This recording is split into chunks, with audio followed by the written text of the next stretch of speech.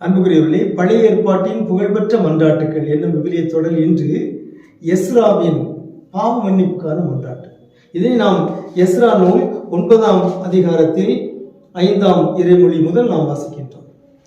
இந்த 9வது அதிகாரத்துக்கு என்ன தலைப்பு கொடுக்கப்பட்டிருக்கிறது? வேற்றினத்தாரோடு கலப்பு மனம் செய்தல் கண்டிக்கப்படும். ஆகவே கடவுளுடைய கட்டளை மீறி இஸ்ரேல் மக்கள் பிற இனத்தவர்களோடு கலப்பு மனம் செய்து கொண்டார்கள், திருமணம் செய்து கொண்டார்கள். அந்த மனைவிமார்கள், கணவர்மார்கள் இவர்களுடைய உள்ளங்களை கடவுளிடமிருந்து, யாவே இறைவனிடமிருந்து அகற்றி பிற தெய்வங்கள் மீது ஈடுபடுத்தி விட்டார்கள். ஆகவே இது கண்டிக்கப்பட்டது. இப்படிப்பட்ட கலப்பு மனங்கள் நடைபெறுகின்ற பொழுது எஸ்ரா அவர்களுக்காக மன்றாடுகிறார். 5வது இறைமொழியிலிருந்து நாம் வாசிக்கின்றோம்.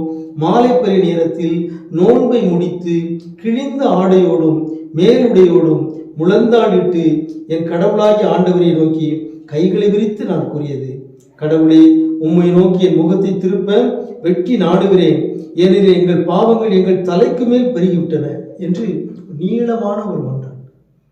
அந்த மன்றாட்டினுடைய சிறப்பு என்னவென்றால், அவர் நோன்பிருந்து மன்றாடுகிறார், முழந்தாள் படிட்டு மன்றாடுகிறார், கைகளை விரித்து மன்றாடுகிறார்.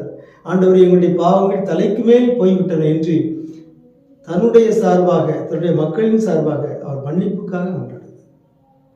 ஆகவே நாமும் சில வேளைகளில் நம்முடைய பாவங்களுக்காக மட்டுமல்ல, நம்முடைய குடும்பத்தினர், நம்முடைய மூதாதையர், நம்முடைய உறவினர்கள் செய்கிற குற்றங்கள், பாவங்களுக்காக நாம் மனம் வருந்தி ஆண்டவரிடம் மன்னிப்பு கோர வேண்டும், நோன்பு இருக்க வேண்டும், முழந்தாள் படியிட வேண்டும், கைகளை விரித்து மன்றாட வேண்டும் என்கிற பாடத்தை நாம் இஸ்ராவிடம் கற்றுக்கொள்கிறோம்.